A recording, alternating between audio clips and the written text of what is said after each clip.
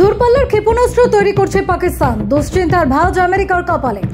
নতুন করে দূরপাল্লার ব্যালিস্টিক মিসাইল তৈরির কর্মসূচি ঘোষণা করেছে পাকিস্তান। এতে দুশ্চিন্তায় পড়েছে আমেরিকা।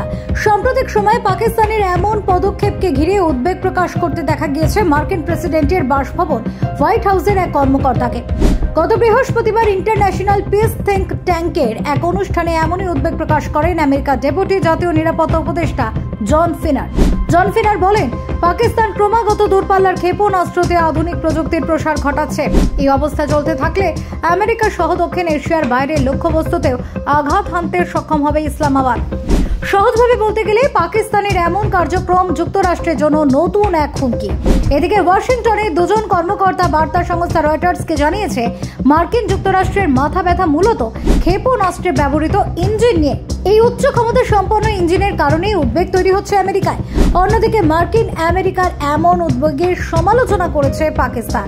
দেশটির পররাষ্ট্র মন্ত্রণালয় এক বিবৃতিতে জানিয়েছে, বিভিন্ন দেশের অস্ত্র তৈরির বিষয়ে কোনো পদক্ষেপ নিচ্ছে না আমেরিকা, তবে পাকিস্তানের ক্ষেত্রেই বাধা সৃষ্টি করছে। আর তাদের এমন আচরণ নিঃসন্দেহে বৈষম্যমূলক। ব্যুরো রিপোর্ট, জি নিউজ।